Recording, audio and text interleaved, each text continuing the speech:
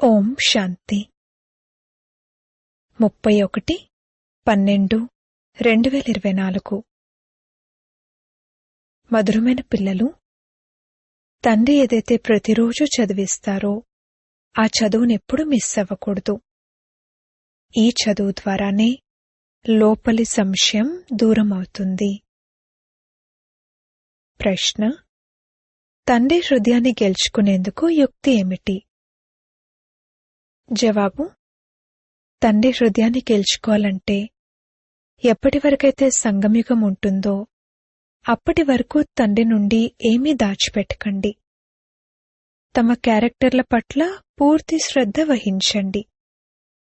ఒకవేళ ఏదైనా పాపకర్మ జరిగితే అవినాశి సర్జన్కు వినిపించండి, అప్పుడు తేలికవుతారు.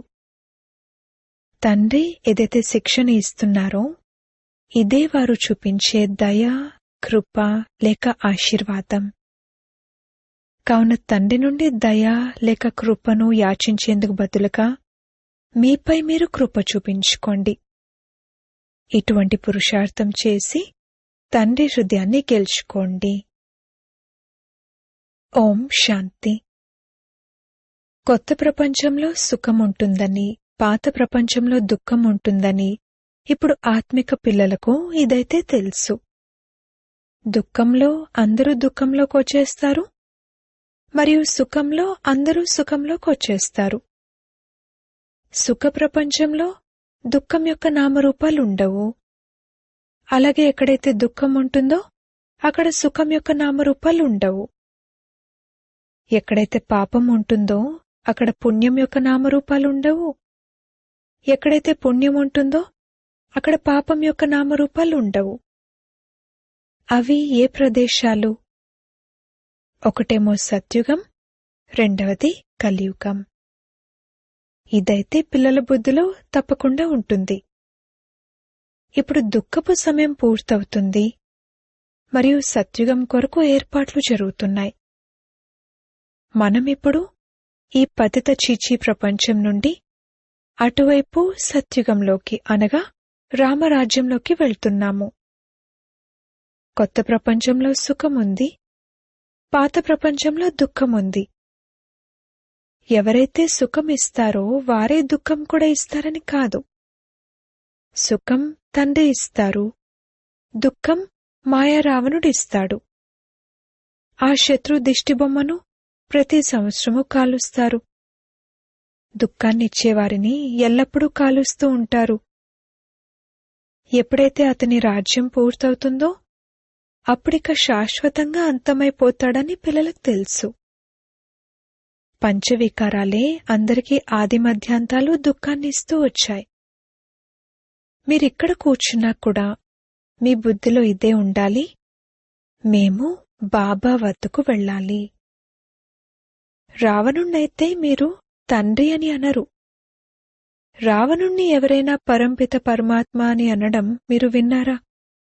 ఎప్పుడూ వినలేదు. కొందరు లంకలో రావణుడుండేవాడని భావిస్తారు. తండ్రి అంటారు, ఈ ప్రపంచమంతా లంకే. వాస్కోడిగామా ఒక ప్రముఖ నావికుడు స్టీమర్ పైన లేక నౌక పైన అంతా తిరిగి వచ్చారని చెప్తారు. ఏ సమయంలోనైతే అతను అంతటా తిరిగారో ఆ సమయంలో ఏరోప్లేన్లు మొదలైనవి లేవు. రైళ్లు కూడా స్టీంపై నడిచేవి. విద్యుత్తు వేరే విషయం. ఇప్పుడు తండ్రి అంటారు, ప్రపంచం ఒక్కటే, ఇదే కొత్తది నుండి పాతదిగా, పాతది నుండి కొత్తదిగా అవుతుంది. స్థాపన, పాలన, వినాశనం అని అనకూడదు. అలా కాదు. ముందు స్థాపన, ఆ తర్వాత వినాశనం, ఆ తర్వాత పాలన అని అనాలి. ఇది సరైన వరుస. ఆ తర్వాత రావణుడి పాలన మొదలవుతుంది. అది అసత్యమైన వికారి పతితులుగా తయారయ్యే పాలన. దానివలన అందరూ దుఃఖితులవుతారు. తండ్రి అయితే ఎప్పుడూ ఎవరికీ దుఃఖాన్నివ్వరు. ఇక్కడైతే తమో ప్రధానంగా అయిన కారణంగా తండ్రినే సర్వవ్యాపి అనేస్తారు. ఎలా తయారయ్యారో చూడండి. ఇది పిల్లలైన మీకు నడుస్తూ తిరుగుతూ బుద్ధిలో ఉండాలి. వాస్తవానికి ఇది చాలా సహజం. కేవలం అల్ఫ్ భగవంతుని విషయం. ముసల్మాన్లు కూడా లేచి అల్లాను స్మృతి చేయండి అని చెప్తారు. వారు స్వయం కూడా ఉదయాన్నే లేస్తారు. అల్లాను లేక ఖుదాను స్మృతి చేయండి అని వారంటారు, తండ్రిని స్మృతి చేయండి అని మీరంటారు. బాబా అన్న పదం చాలా మధురమైనది. అల్లా అని అనడంతో వారసత్వం గుర్తుకురాదు. బాబా అని అనడంతో వారసత్వం గుర్తుకొస్తుంది. ముసల్మాన్లు బాబా అని అనరు, వారు అల్లా మియా అంటారు. అరబిక్ భాషలో భగవంతుని పిలిచే పేరు. మియా బీబీ భార్యాభర్తలు అంటారు. ఈ పదాలన్నీ భారత్లో ఉన్నాయి. పరంపిత పరమాత్మ అని అనగానే శివలింగం గుర్తుకొస్తుంది. యూరోప్ వాసులు గాడ్ ఫాదర్ అంటారు. భారత్లోనైతే రాయి రప్పలను కూడా భగవంతునిగా భావిస్తారు. శివలింగం కూడా రాతితో తయారవుతుంది. ఆ రాయిలో భగవంతుడు కూర్చున్నారని భావిస్తారు. భగవంతుణ్ణి తలుచుకున్నప్పుడు రాతి విగ్రహమే వారెదురుగా వస్తుంది. రాయినే భగవంతునిగా భావించి పూజిస్తారు. రాయి ఎక్కడి నుండి వస్తుంది? పర్వతాల నుండి ప్రవహించే సెలయేర్ల నుండి రాళ్లు దొర్లుతూ దొర్లుతూ గుండ్రంగా మృదువుగా తయారవుతాయి. అప్పుడు సహజ సిద్ధంగా ఆ రూపం కూడా తయారవుతుంది. దేవీదేవతల మూర్తులు ఇలా ఉండవు. శిలను చెక్కుతూ చెక్కుతూ చెవులు, నోరు, ముక్కు, కళ్ళు మొదలైనవి ఎంత సుందరంగా తయారు చేస్తారు. చాలా ఖర్చు పెడతారు. శివబాబా మూర్తికైతే ఖర్చు మొదలైన విషయాలేవీ లేవు. మనమే దేవీదేవతలుగా చైతన్యంలో స్వయం తయారవుతున్నాము అని ఇప్పుడు పిల్లలైన మీరు అర్థం చేసుకుంటారు. చైతన్యంలో ఉన్నప్పుడు పూజ మొదలైనవేవీ ఉండవు. ఎప్పుడైతే రాతి బుద్ధి కలవారిగా అవుతారో అప్పుడు రాయికి పూజ చేస్తారు. చైతన్యంగా ఉన్నప్పుడు పూజ్యులుగా ఉంటారు. ఆ తర్వాత పూజారులుగా అవుతారు. అక్కడ పూజారులు ఎవరు ఉండరు, అలాగే రాతిమూర్తులు ఉండవు. అవసరమే లేదు. ఎవరైతే ఒకప్పుడు చైతన్యంలో ఉండేవారో వారి స్మృతి చిహ్న గుర్తులుగా రాతి శిల్పాలు పెడతారు. ఈ దేవతల జీవిత చరిత్ర ఏమిటి అంటూ ఇప్పుడు ఈ దేవతల కథ గురించి మీకు తెలిసింది. మళ్ళీ అదే రిపీట్ అవుతుంది. ఇంతకుముందు ఈ జ్ఞానచక్షు ఉండేది కాదు. అప్పుడు రాతి బుద్ధి వలె ఉండేవారు. ఇప్పుడు తండ్రి ద్వారా ఏ జ్ఞానమైతే లభించిందో ఆ జ్ఞానం ఒక్కటే, కాని దాన్ని తీసుకునేవారు నంబర్వారుగా ఉన్నారు. మీ రుద్రమాల కూడా ఈ ధారణ అనుసారంగానే తయారవుతుంది. ఒకటి రుద్రమాల, రెండవది రుండమాల. ఒకటి సోదరులది, రెండవది సోదరీ సోదరులది.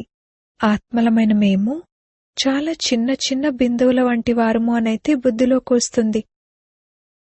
బ్రుకుటి మధ్యలో అద్భుతమైన సితార మెరుస్తుంది అనే గాయనం కూడా ఉంది. ఆత్మైన మనం చైతన్యము అని ఇప్పుడు మీరు అర్థం చేసుకున్నారు. ఒక చిన్న సితార వలె ఉన్నాము. మళ్ళీ ఎప్పుడైతే గర్భంలోకి వస్తారో అప్పుడు ముందు ఎంత చిన్న పిండం ఉంటుంది, ఆ తర్వాత ఎంత పెద్దదవుతుంది. అదే ఆత్మ తన శరీరం ద్వారా అవినాశి పాత్రను అభినయిస్తూ ఉంటుంది. ఇక ఆ శరీరాన్ని అందరూ తలుచుకోవడం మొదలుపెడతారు. ఈ శరీరమే మంచిగా చెడుగా ఉన్న కారణంగా అందర్నీ ఆకర్షిస్తుంది. సత్యుగంలో ఆత్మాభిమానులుగా అవ్వండి, స్వయాన్ని ఆత్మగా భావించండి అని అనరు. ఈ జ్ఞానం మీకిప్పుడే లభిస్తుంది. ఎందుకంటే మీకు తెలుసు, ఇప్పుడు ఆత్మ పతితమైపోయింది. పతితంగా అయిన కారణంగా ఏ పని చేసినా అంతా తప్పైపోతుంది. తండ్రి సరైన పనులు చేయిస్తారు, మాయ తప్పుడు పనులు చేయిస్తుంది. అన్నింటికంటే తప్పుడు పని తండ్రిని సర్వవ్యాపి అనడం. ఆత్మ ఏదైతే పాత్ర అభినయిస్తుందో అది అవినాశి. దానిని కాల్చడం జరగదు. ఆత్మకు పూజ జరుగుతుంది, శరీరాన్ని కాల్చడం జరుగుతుంది. ఆత్మ ఎప్పుడైతే శరీరాన్ని వదులుతుందో అప్పుడు శరీరాన్ని కాలుస్తారు. ఆత్మ వెళ్లి వేరే శరీరంలోకి ప్రవేశిస్తుంది. ఆత్మ లేకపోతే శరీరాన్ని 2-4 రోజులు కూడా ఉంచలేరు.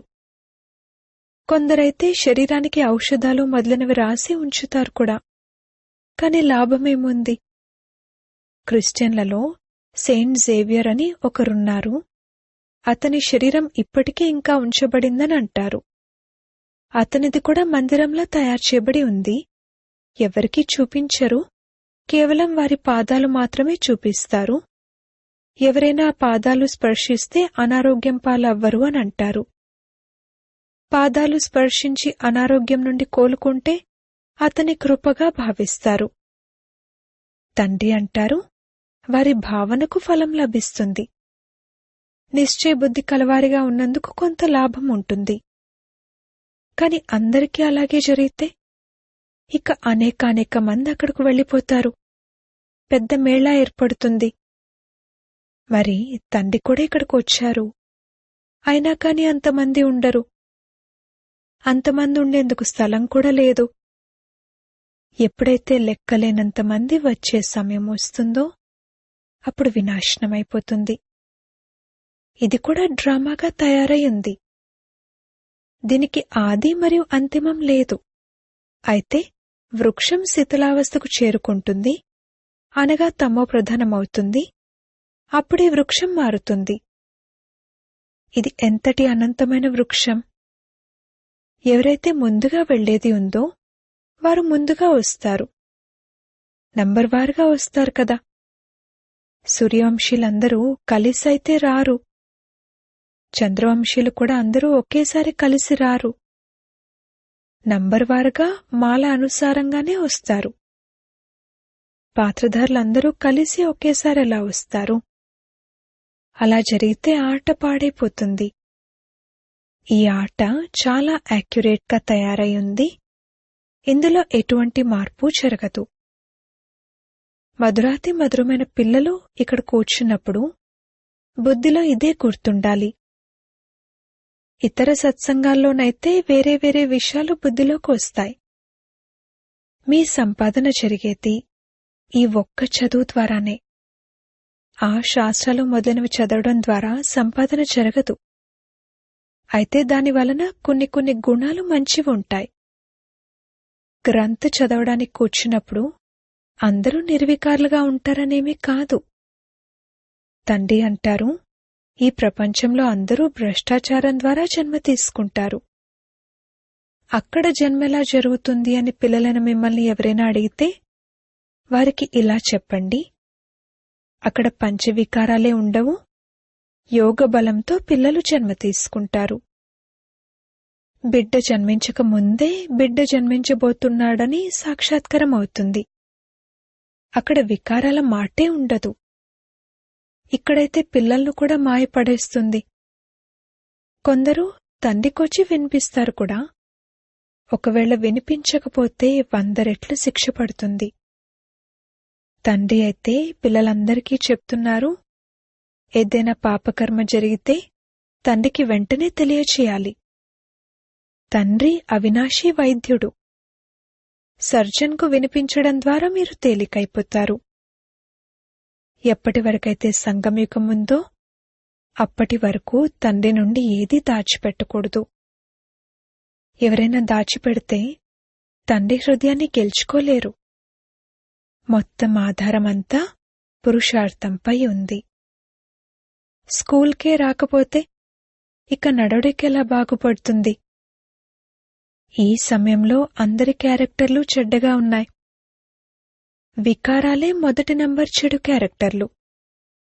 అందుకే తండ్రి అంటారు, పిల్లలు, కామ వికారం మీకు మహాశత్రువు. ఇంతకు ముందు కూడా ఆ గీతాజ్ఞానాన్ని విన్నారు. కాని ఈ విషయాలన్నీ అర్థమయ్యేవి కావు. ఇప్పుడు తండ్రి డైరెక్టుగా గీతను వినిపిస్తున్నారు. ఇప్పుడు పిల్లలైన మీకు తండ్రి దివ్యబుద్ధిని ఇచ్చారు. కావున భక్తి అన్న మాట వినగానే ఏమేమి చేసేవారమో అని నవ్వు వస్తుంది. ఇప్పుడైతే తండ్రి శిక్షణ ఇస్తున్నారు. ఇందులో దయ, కృప లేక ఆశీర్వాదాల మాటే ఉండదు. మీపై మీరే దయ, కృప లేక ఆశీర్వాదం చూపించుకోవాలి. తండ్రి అయితే పిల్లలు ప్రతి ఒక్కరి చేత పురుషార్థం చేయిస్తారు. కొందరైతే పురుషార్థం చేసి తండ్రి హృదయాన్ని గెలుచుకుంటారు. కొందరైతే పురుషార్థం చేస్తూ చేస్తూ చనిపోతారు కూడా. తండ్రి అయితే పిల్లలందర్నీ ఒకేలా చదివిస్తారు. అయితే కొన్ని సమయాలలో ఎటువంటి గుహ్యమైన విషయాలు వెలువడతాయంటే ఇక వాటి వలన పాత సంశయం దూరమైపోతుంది. మళ్లీ లేచి నిలబడతారు. అందుకే తండ్రి చదివించే చదువును ఎప్పుడూ మిస్ చేయకూడదు. ముఖ్యమైనది తండ్రి స్మృతి. దైవీ గుణాలు కూడా ధారణ చేయాలి. ఎవరైనా చీచీ విషయాలేవైనా మాట్లాడితే విని విననట్లు వదిలేయాలి. చెడు వినకండి. ఉన్నత పదవిని పొందాలంటే మానవమానాలు, సుఖదుఖాలు, గెలుపోటములు అన్నింటినీ తప్పకుండా సహనం చేయాలి. తండ్రి ఎన్ని యుక్తుల్ని తెలియజేస్తున్నారు. అయినప్పటికీ పిల్లలు తండ్రి చెప్పిందాన్ని విని విననట్లు వదిలేస్తే ఇక వారు ఏం పదవిని పొందుతారు? తండ్రి అంటారు, ఎప్పటివరకైతే అశరీరిగా అవ్వరో అప్పటి వరకు మాయ వల్ల ఏదో ఒక దెబ్బ తగులుతూనే ఉంటుంది. తండ్రి మాట వినకపోతే తండ్రిని అగౌరవపరిచినట్లు అవుతుంది. అయినా తండ్రి అంటారు, పిల్లలు సదా జీవిస్తూ మేల్కొని ఉండండి మరియు తండ్రిని స్మృతి చేసి ఉన్నత పదవిని పొందండి. అచ్చా, మధురాతి మధురమైన సిక్కిలదే పిల్లలకు మాతాపితా బాప్దాదాల ప్రియ స్మృతులు మరియు గుడ్ మార్నింగ్. ఆత్మిక పిల్లలకు ఆత్మిక తండ్రి నమస్తే. ధారణ కొరకు ముఖ్య సారము. మొదటి పాయింట్, ఎవరైనా తప్పుడు మాటలు మాట్లాడితే వాటిని విని విననట్లుగా వదిలేయండి. చెడు వినకండి. సుఖదుఖాలు, మానవమానాలు అన్నింటినీ సహనం చేయాలి. రెండవ పాయింట్, తండ్రి ఏదైతే వినిపిస్తారో దానినెప్పుడూ విని విననట్లుగా వదిలేసి తండ్రిని అగౌరవపరచకూడదు. మాయ దెబ్బ నుండి రక్షించుకునేందుకు అశరీరిగా ఉండే అభ్యాసాన్ని తప్పకుండా చేయాలి. వరదానము. తండ్రి సమానంగా దయార్థ హృదయులుగా అయి అందరినీ క్షమించి స్నేహాన్ని ఇచ్చే మాస్టర్ దాత భవ. ఏ విధంగా తండ్రిని దయార్థ హృదయుడు అంటారో అలాగే పిల్లలను మీరు కూడా మాస్టర్ దయార్థ హృదయులు. ఎవరైతే దయార్థ హృదయులుగా ఉంటారో వారే కళ్యాణం చేయగలరు. అకళ్యాణం చేసేవారిని కూడా వారు క్షమించగలరు. వారు మాస్టర్ స్నేహసాగర్లుగా ఉంటారు. వారి వద్ద స్నేహం తప్పింకేమీ లేనే లేదు. వర్తమాన సమయంలో సంపద కన్నా ఎక్కువగా స్నేహం యొక్క అవసరం ఉంది. అందుకే మాస్టర్ దాతలుగా అయి అందరికీ స్నేహాన్నిస్తూ ముందుకు వెళ్ళండి. ఎవ్వరూ ఖాళీ చేతులతో వెళ్ళకూడదు. స్లోగన్. తీవ్ర పురుషార్థిగా అవ్వాలనే కోరిక ఉన్నట్లయితే కోరిక ఉన్న చోట మార్గం తప్పకుండా లభిస్తుంది. ఓం శాంతి.